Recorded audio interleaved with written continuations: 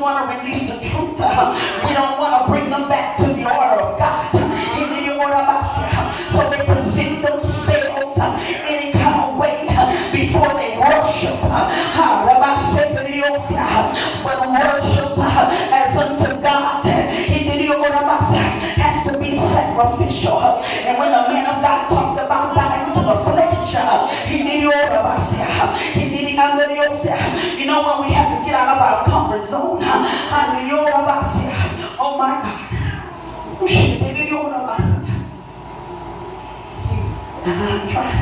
I'm trying to come down because this road is Jesus. But see, when he dealt with the tabernacle, the priests were in their priestly garments because they were sanctified. Oh God. So we're going to talk about the true worship, the outer court. Yes, God. But I think when I submit myself unto you, Father, not my will be done, but thy will be done, God. That none of me and all of you, that you may be glorified. In the matchless name of Yeshua. Amen. All right. It's in the freezer. A blessed God. Give honor to God. Apostle Grave and his beautiful, beautiful wife. We trusting the God in me. There's so many false doctrines out there, and false prophets, evangelists. You go down the line. We don't even have to have a title. We still know. See, come on. Come on. But God wants us to get back to the original order. We were created to worship Him. When they call it the lifestyle of worship, it is more than doing this, singing, dancing. It is your sacrificial dying to yourself. And as the man of God said earlier, is doing whatever He tells us to do. That's worship. When it becomes a lifestyle, that means no matter what you're doing, when He says go, you go. When He says speak, you speak. When He says sit, you sit. If He said close your mouth, you close your mouth. It is all still a part of worship. But we're going to talk about the outer court of the tabernacle. And the outer court of the tabernacle was a place of cleansing and atonement in preparation for meeting with God. Amen. And so, when the Lord told us to talk about the outer court, and in all that you hear, I want you to put yourself in the place of getting through the tabernacle. One of the things that in studying the tabernacle, this was one of the places where they talk about the Holy of Holies. But there was such strategic information given, the way that the only way that you can get. In other words, not anybody can enter without being right first. Then I'm talking about, oh, you already have to be sinless, but your heart has to want to get delivered. The love for Christ has to be there. And so one of the things is He wanted me to give the nuggets of the technicalities of the tabernacle, the outer court. And so before you can even enter to the holy place, the only way is you had to come by way of the gates. So the outer court of the tabernacle consisted, they had the fence. And the fence was guarded by angels called seraphims. And the fence represented the holiness of God.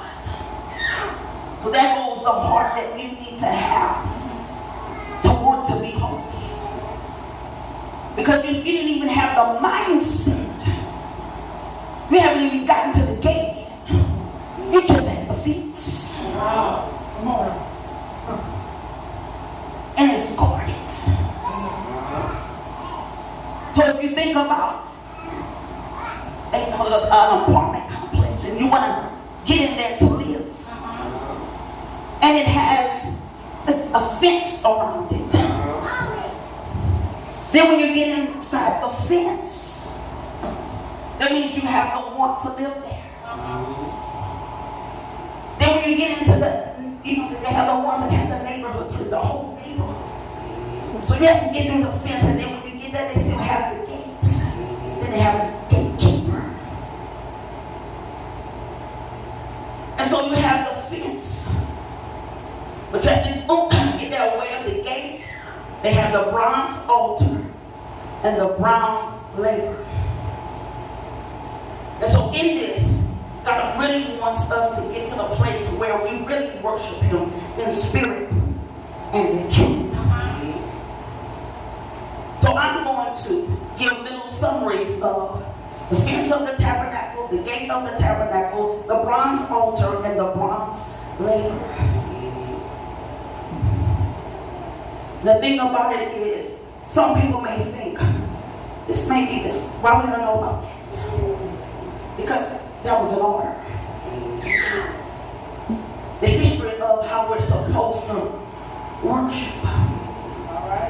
And it pertains to our life, how we come to God. And so we already said what the fence was. And the fence serves four purposes. And while I'm talking and releasing about the four purposes, I want you to imagine and picture your own life, your own temple. And remember we said the holiness of God is guarded by, seraphim angels. So the fence is the holiness of God. And so the fence serves for a purpose. It was a barrier that prevented unlawful approach. It was a protection, keeping out all the wild beasts. It was a clear line of division between the world and the holy presence of God. And then it was a single gate. Guess what that means? That's the only way you can get in. So that was the fence of the tabernacle. So when you're thinking about that, the fence serves as a barrier that prevents unlawful approach. That means that fence was there so that we have people that's trying to come in close to God but don't want to get right. And so fence is there so that unlawful entry cannot happen.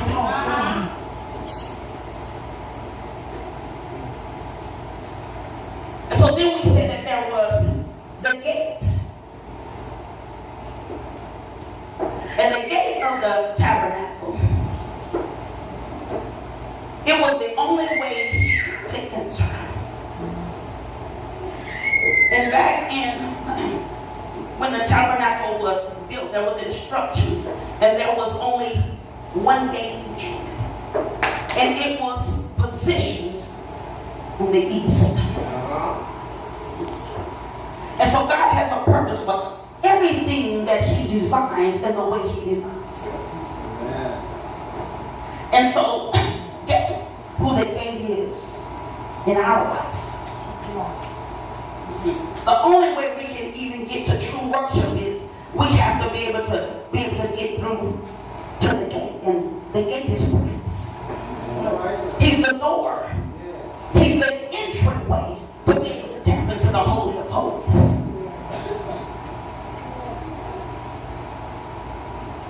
And so it just, in John 10:9, it says, Jesus calls himself the door, the way of salvation. In John 14:6, it says, Jesus teaches that he is the way.